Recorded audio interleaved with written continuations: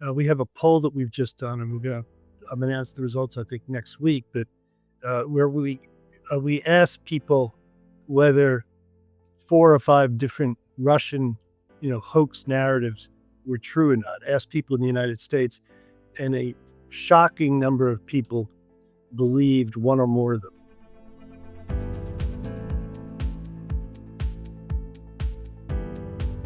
Hello, and welcome to the Media Copilot. It's a podcast that explores how AI is changing media, journalism, and content creation. I'm Pete Paschal, longtime tech journalist and founder of the Media Copilot, and I'm excited to bring you fascinating conversations with fellow journalists, media executives, and the people building how the business of news will work in the future.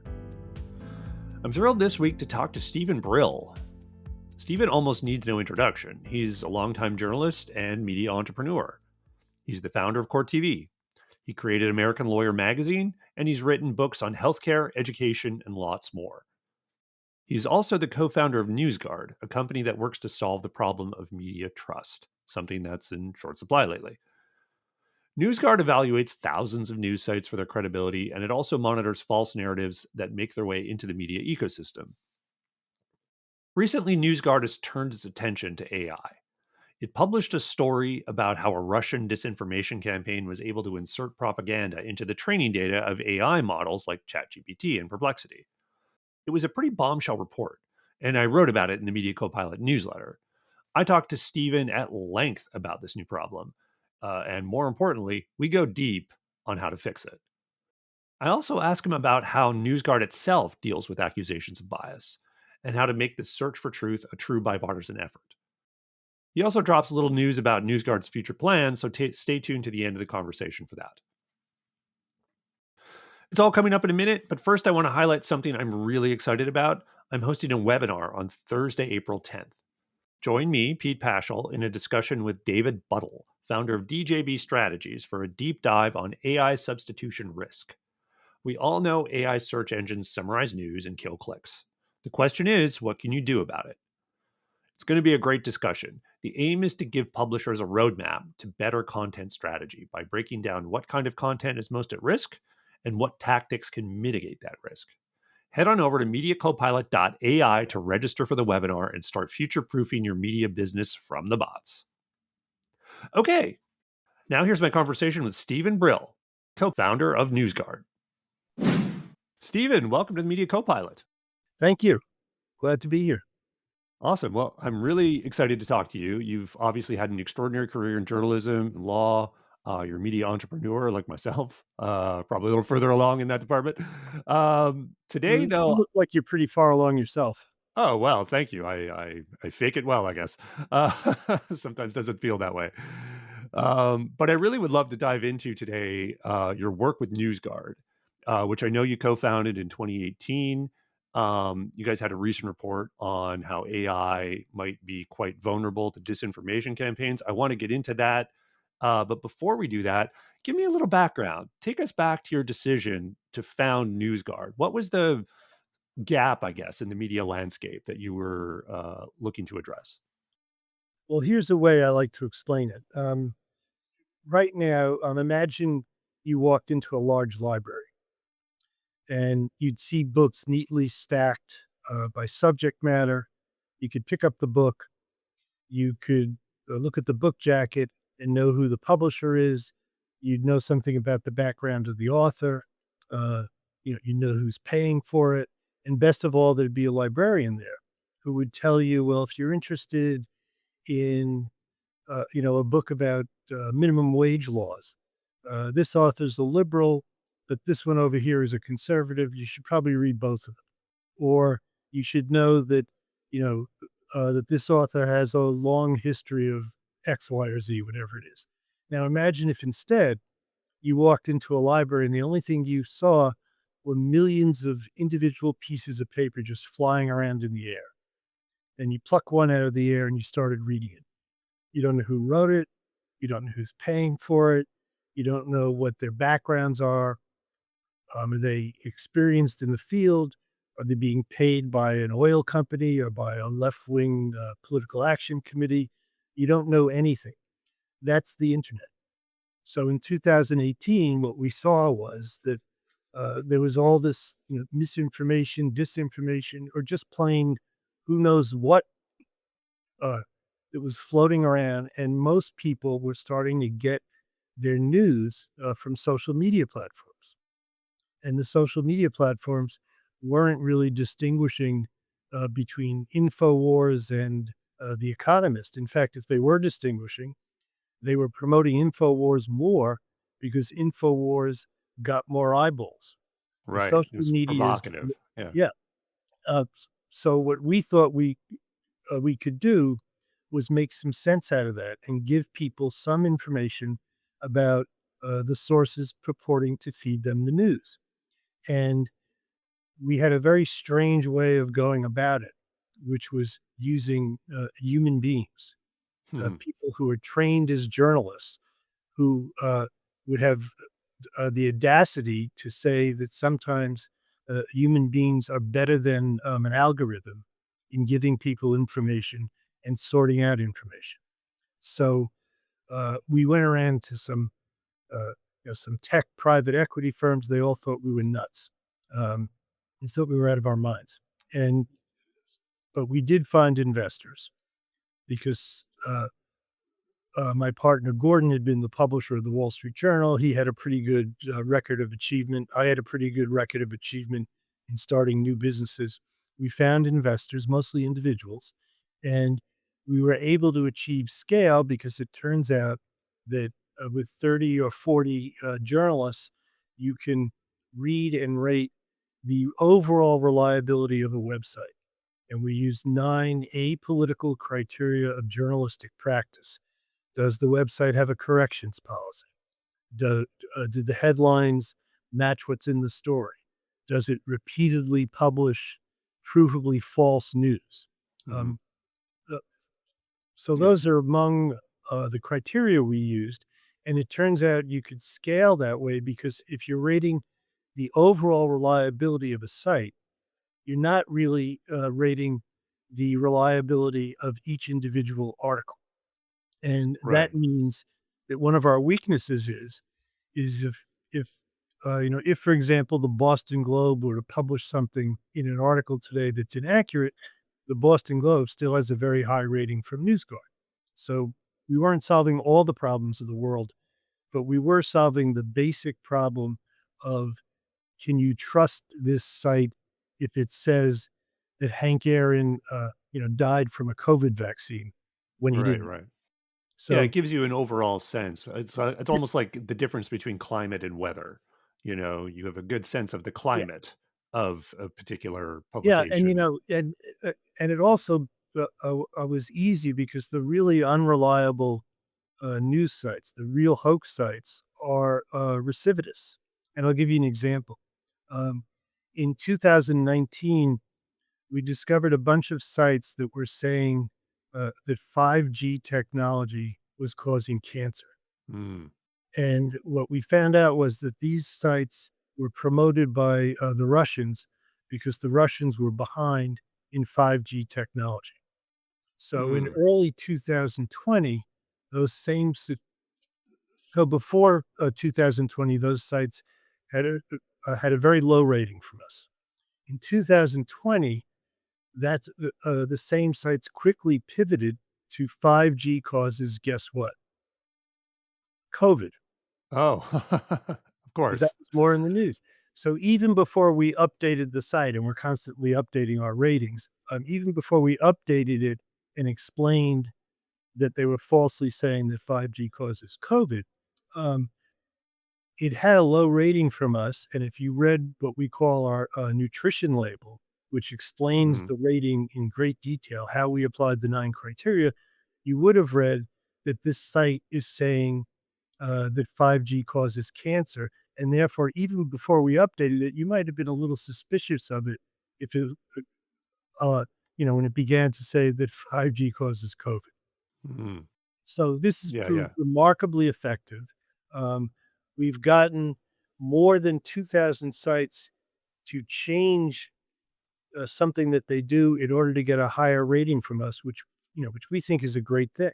We want people to game our system because that means They'll have a corrections policy when they didn't have one. It means they'll tamp down their headlines, or they'll be better at making sure they don't publish hoaxes about healthcare or elections or Russian propaganda. Yeah, well, I'm glad you bring up Russian propaganda and disinformation campaigns because your recent report was really concerning. I wrote about it in my newsletter. I won't go into too many details here. I'll put a link in the show notes. But TLDR, the report found that due to a concentrated Russian campaign, apparently Russian, basically to flood the zone with a lot of content meant for AI crawlers, it turned out a lot of the popular AI tools for information retrieval, so like we're talking ChatGPT, Perplexity, Grok, etc., they all had issues repeating this propaganda. And it varied, but on average, it was, I think the stat was something like 33% of it would do it 33% of the Right. time. And I guess I'd ask, did that surprise you given what you may think about AI and these information portals? Like, what were your initial thoughts when you saw the scale of this? We were not surprised because we've seen it uh, repeatedly when we've audited the chatbots, for other types of misinformation. But what's particularly troubling about this is, think of the difference between macroeconomics and microeconomics. Micro is what will you as a consumer decide to buy this afternoon. Hmm. Macroeconomics is, how's the economy going as a general matter. Well, Right. the point I'm trying to make is that what what this network has been doing is they don't care if an individual reads something that is Russian propaganda on a website. What they care about is flooding the zone because the AI models train on what's on the internet. Right. So this network put out 3,600,000 articles last year, Yeah, it's which just staggering. all goes into what the chatbots will train on. So they don't care if you saw it on some obscure website. What they care about is that that obscure website or that obscure, social media post um, is in the corpus of what they train on. Yeah, for sure. And I feel like this sort of gets at one of the weaknesses of AI vis-a-vis humans, right? Because if you're a person, to your point, if you're scouring the internet and say this appears in your Google search and you just got some links and you clicked over, you might think, oh, this site looks a little sus. I don't think you even have to be all that media savvy Yeah. to look at one of these sites and think like, "Oh, maybe I should look at something from like the Times or what have you, whatever your think is a credible publication." But a crawler kind of has no idea. They're just looking for patterns, And it strikes me as like you've identified sort of a problem that there isn't almost like a reality check that these systems need to do. Like, oh, it hasn't even accounted for the possibility of this sort of widespread essentially a campaign to spread this all around. Like I guess what they would call this in the social media era when this was happening on places like Facebook, they call it like coordinated inauthentic behavior, and it Yeah. was like a That's problem. ultimate. Yeah. Yeah, yeah, it sounds like a euphemism, but it's actually a fairly accurate description. So, clearly there's some need for this, I think, in the AI space.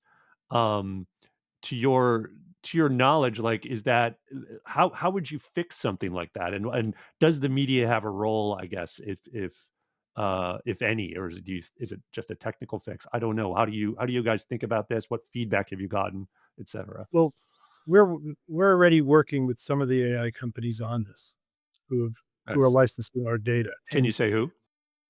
I can, but I won't. Um, I mean, we don't talk about individual clients, Sure. but the basic use of our data is we have this catalog of all the provably false narratives that are circulating online, and we update it literally every day. We added 5 this morning. Oh, wow. Um, Okay. uh, one related to the Canadian election, one related to something else, but we're doing a constant data stream. And what an AI company can use this data for is as a guardrail. so that basically, um, as you've written, they don't like to say they don't know anything. So that Right. they always like to have an answer. Um, but you can train the machine with these guardrails and basically tell it, no matter what, don't say that Hank Aaron died from a COVID vaccine. Or Hmm. no matter what, don't say that the Israelis blew up the Baltimore Bridge uh, because they were angry at the Biden administration. You know, don't say that. Yeah. Or don't say that Vladimir Zelensky's wife went on a $1 million shopping spree at Cartier's, which is a favorite Russian propaganda theme. Right. And does your source vetting, do you think something like that, whether it's that or something like it? That can help too because Yeah. that basically can tell the machine, pay more attention to XYZ site. For example, there are lots of conservative sites. Mhm. Um, we give some of them very high ratings and some of them very low ratings. So you can tell the machine, pay more attention to foxnews.com than to newsmax.com because Fox News is way more reliable. Nice. Um, so it just seems to me like this is an issue that's going to obviously become more and more concentrated. Like the more we use these portals, and they're kind of a drop in the bucket right now, but they're rapidly growing, and Google certainly is leading towards more AI in how people search, not less. Right? This is Well, what I read that's a about real often. problem. The Mhm. search thing is a real problem because um, at least, right now, if you're doing a Google search or a Bing search, it'll pop up, you know, the articles you can read about the subject in the Mhm. news. And you yourself can look at them even without NewsGuard, even without having our browser extension, which delivers the point scores to you. But even without that, you can look at it and say, yeah, I know InfoWars popped up as one of the articles in this search, but I think I'll go with the Washington Post instead. Mhm. That's the place I'll look for more information about this. But so you're making some choice, but if instead, as Google has announced, um, a news bot, simply provides you an answer, tell me what happened in Ukraine yesterday, or tell me if there are NATO troops fighting in Ukraine, which is Right. a favorite Russian propaganda uh, false narrative that there are NATO troops fighting in Ukraine. And if the bot responds with a, well, well written description of all the NATO troops that are fighting in Ukraine when they're not, um, and it doesn't even list the sources, you think you've gotten the answer. So the news sources, first of all, lose all their advertising revenue because why you don't have to click to something to read about it. The bot is giving you the answer. And second, it can be highly unreliable. Mhm. Yeah, it seems that, as n- these bots do more and more summarizing of news, that the fundamentals of journalism need to be sort of built into them, which I know they have broad guidelines to be accurate, but as you know, in a journalistic context, if you were to say, here is the narrative that seems true and here's the propaganda and you decide, you know what I mean? Like there Yeah. needs to be a little more judgment there, particularly for these sort of provably false things. You can't just sort of like, here's the pile of stuff from Russia, because that seems to be what they're doing now, right? It's like, oh, I found a pile of stuff that's counter to this. Like, how do I know that's not true if I'm a bot? And it's a real problem. I mean, we have a poll that we've just done, and we're gonna announce the results I think next week. But where we ask people whether um, 4 or 5 different Russian, hoax narratives were true or not. Ask people in the United States, and a shocking number of people believed one or more of them. Hmm. So Yeah. this is this is no small problem, and unless the tech companies do more about it, it's only going to get worse. Well, absolutely, because the next phase of AI everyone is predicting is agents, And once we get to a point where people are actually using agents, that is, they're not even going to a website or even a portal, like these bots will start just bringing news to them. Yep. Right now, typical morning, most people, I'm sure, check a few websites, check a few newsletters, etc. And it seems like the future we're heading toward is like, oh, some bot will do that for me. Like the Yeah. bots Tell will me crawl the the news. internet. Yeah, Yeah. Tell me the news. Or yeah, tell me, tell me what happened in Europe yesterday vis-a-vis the negotiations, over the war. yeah, exactly. So that's why it's going to get increasingly important to get this right. And it seems to me we're heading for an arms race where the disinformation, misinformation is going to get more insidious, and um, the bots will need to, essentially uh, get more weapons to fight this stuff. And it's hard, right? Because, like you said, it's not a political thing. It's that you can be conservative or left wing and be reliable or unreliable. Those are different axes. Totally. Um, Wow. Okay. Let's shift gears for a bit because I feel like we're getting into almost too much pessimism. I'd love to get your thoughts broadly. Obviously, you've seen a lot of major transformations in media. There's cable TV, the internet, the rise of social media. Where does AI rank, and how is it different in terms of scale, impact, and the fundamentals really just of what it's doing to information? And where does it sort of stand in your disruption matrix, if you will? Well, there are two negatives, two types of negatives. One is, um, you know, an innocent person asks a bot a question, and again, because so much of the stuff that the bot is trained on is false stuff in particular subjects, such as Russia, Ukraine. Um, the bot gives the innocent person the wrong answer. That's bad. Hmm. The But the potential worst thing is that the bot itself is prompted by a malign actor to spread that wrong answer. And what I mean by that is, right now, well, not right now, a couple of months ago, we discovered at NewsGuard that one Russian propaganda operative operating out of Moscow, he's actually a fugitive from justice in Florida, Hmm. um, who got asylum in Moscow. That this one person had created 171 fake local news sites in the United States, or in Western democracies, rather. Now, Hmm. what do I mean by fake local news sites? He created something I think was called the ChicagoMirror.com, which looks like a local Chicago news site. Has the sports scores, has some local news, but right in the middle on the homepage is a story about Zelensky's wife going on a shopping spree at Cartier's Hmm.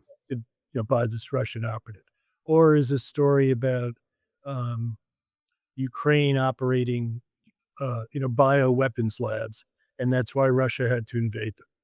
And it looks like local news, but it's not local news. Obviously, it's not even a real local news site, Right. It's masquerade. and that is really insidious. So now, how does he do it? To come back to your question, he bragged to us that he created these 171 sites and constantly refreshes them with new stuff in 2 hours, all by Hmm. himself using AI. Wow. So, you know, the old stories from the 2016 election where, the Russians had this, group of 20 or 30 people in St. Petersburg who were churning out, 5 stories a day or something. Now that is, AI makes that a total force multiplier. Yeah. And one of the things the AI companies want to know, and, and some of them are knowing this from us, is what accounts are doing that, because that violates their terms of service. But they have no Right. way of Yeah. knowing, and I'm not sure how effective that will be anyway, because uh, there's so many AI platforms that are open source. Yeah.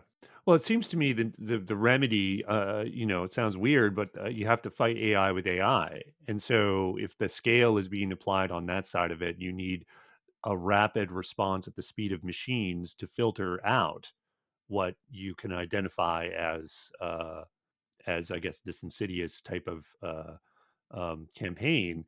The trick is, of course, like how do you tell? Like what's the guide? Because the whole local news thing is clearly the shroud for something like that. And then when in the middle of this thing that seems legit, because then I would presume 90+% of the content is just what you would just get on any local news site. It Well, just yeah, he throws in this. plagiarizes it from real local news sites Right, right. using AI. And you could easily reversion that so it's not even fully duplicative, Right, like exactly. you could just change the wording of stuff here and there. Yeah, really, really tough stuff. But that said, AI should be able to find those kind of patterns. Well, that's why, for example, there there's some companies that are starting to use what we call our misinformation fingerprints, which is, the data stream, which is, machine readable of all the false narratives that are circulating out there. Right. We provide examples of the false narratives. We provide, a debunk of the false narrative, and that can serve again as a guardrail. Nice. Um, I'd love to ask you though a little bit about media trust broadly, because there was the recent Pew research report. This was late last year that revealed that media trust is at an all-time low. And I'd love for you to just get your thoughts on that, but also your thoughts on like, is AI could it be part of the solution here in some ways? I write about this sometimes about potentially AI, if it's done, created correctly, can be more of a, I guess, neutral arbiter of news. Just put it in the most basic terms. But what do you think of that perspective? Like, does AI have a role in helping restore trust in media, or do you see it maybe the other way? Like, could it crush it worse than ever before? What do you think? Well, I think both are true, but I think there is a role, and in fact, we're we're now at the initial stages of planning a new project at NewsGuard, um, which we really haven't, formally provided the details yet, but it's called True News AI. And the simple solution is, since we're the only ones I know of who actually have a catalog of 8,000 uh, news sites that are not unreliable, that are, basically reliable. They score pretty well from NewsGuard or very well, but they're Right. not healthcare hoaxes. They're not Russian propaganda sites. Um, we're going to train with a partner um, a small language model just to use those sites, and you'll be able to do a news search just calling on those sites to get your information. And we'll also solve another problem that you've been writing about, which is the copyright problem. Oh We have yeah. that catalog of 8,000 sites. It's actually 8,500, and they will all be included. And they only have to tell us. Uh, they basically have to allow us to use um, their content. But the kicker is we're also building a way we can attribute each prompt to the source and pay them a revenue share based on how often they are referred to in the prompts that people do on True News AI.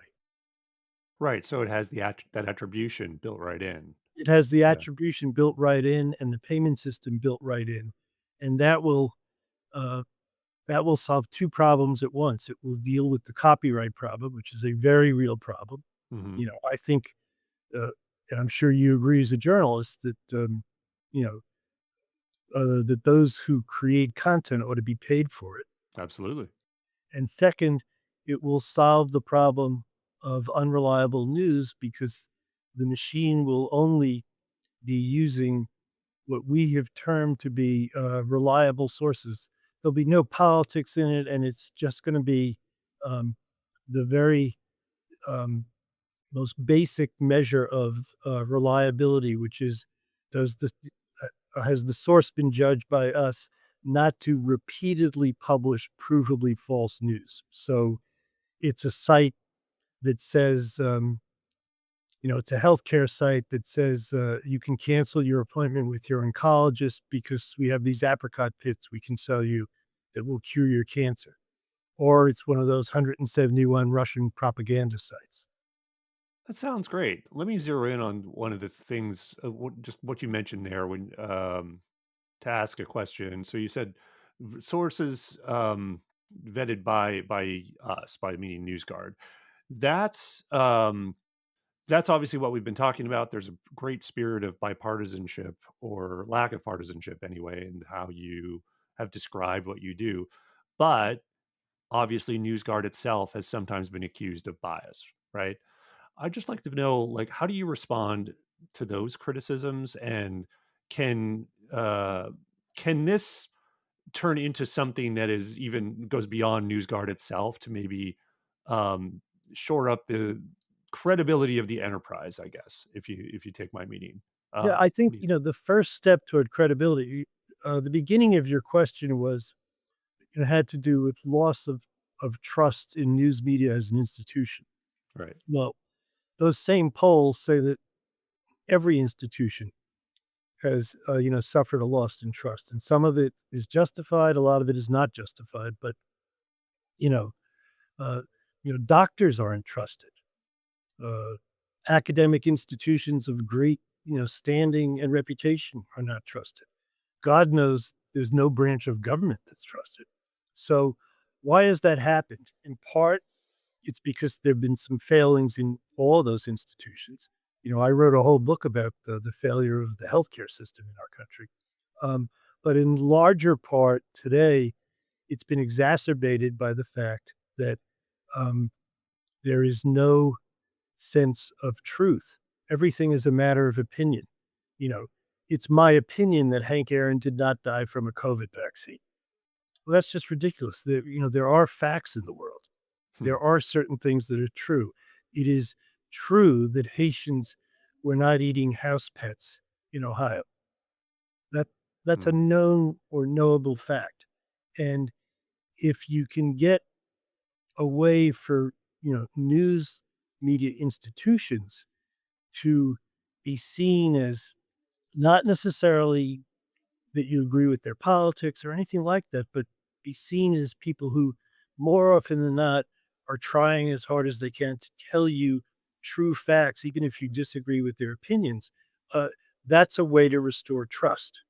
And that's the only way to restore trust. If we're gonna, argue over our opinion of the basic facts, you know, was 9/11 an inside job? Um, was the election stolen in 2020? If we can't agree on the integrity of election workers, Hmm. um, then we really can't agree on anything. So uh, the real challenge is to have some way for people to tell what's a reliable news source that is actually telling them the truth when they say that 9/11 was not an inside job. That's For the sure. that's the core thing we've lost. We've lost, and I wrote a whole book about this last year. Yeah. We've lost the the the basic sense that as people living in a civil society, there are certain things we can agree on, and there are certain things that we can differ on in terms of what to do about those facts. I mean, right now, it is not snowing outside my office. That's a Okay. fact. We can, you know, we can debate what to do about the climate and what to do about climate change, but to debate whether, the earth is getting warmer is not a place to start. Right. Right. You got to start with like what's actually happening, and Yeah. yeah, I feel like there's a lot of sort of responsibility placed rightly on the media and now to some extent on tech companies with building these systems. But I'm curious, like, where do you think the responsibility lies on the audience side? Like, how much does the audience, how should they be thinking about the facts they're getting, the misinformation, You are obviously trying to play a big part in media literacy. How do we advance that kind of idea? Like, how do we make it easier for people to get on a path where they're not constantly looking at everything with suspicion, which I feel like is the default, at least for a good chunk of the audience now. Well, I think, politicians have to do a much better job in our democracy of, giving people straight information and giving them, reasons to start to trust their institutions again. That's part of it. But part of it also has to be, individual citizens, parents worrying about their kids' media literacy, parents worrying about, you know, whether their kids are on social media all day, every day. I get into my office about 8 o'clock in the morning, which means I come down an elevator in my apartment in New York at about 7:30 in the morning, and there are school kids getting on the elevator, one or two each time every day, and they don't even look up. They're just on their phones. Right. Yeah. Definitely an issue. Um, well, I'd love to end up with what your, I guess, micro advice is for journalists, for media leaders. What would you say is your number one piece of advice to give them as we sort of Well, step forward into this AI world? uh, well, actually, I teach a journalism seminar at Yale every fall, and what I've been telling my students for the last few years is that this could end up being a very good time for journalists because between Substacks and news sites now charging for their content, the internet news is no longer free. Um, all of these developments, podcasts, same thing. All of them basically are saying that the people who make the content are creating the value, not the advertisers. So, if you have a news site, if you go back 10 years and you have a news site that's completely free, Hmm. then all the journalism is basically seen by the people running the business as just the stuff that runs around the ads, and it's a Right. cost center. But if you have a news site or a podcast or a Substack where people are paying for it, then what journalists are doing is the product, and therefore, the more valuable the product, the better journalists are going to do. Nice. I like that. The more you can nurture an ecosystem that favors membership, subscriptions, that Yeah, I sort mean, of look at what you're doing. connection. Yeah. You're a prime example of that. Yeah, I like to think so on most days. Stephen Brill, it's been an absolute pleasure. Thank you so much for Thank taking the you. time. It was fun. Thanks. Thanks for listening to my conversation with Stephen Brill. If you enjoyed it, please take just a minute to leave a rating or review for the Media Copilot in your podcast app. Also, don't forget about our webinar on April 10th on AI substitution risk for publishers. Check out mediacopilot.ai to sign up, and be sure to also check out our AI training courses on AI for journalists and communications professionals. Be seeing you in the future.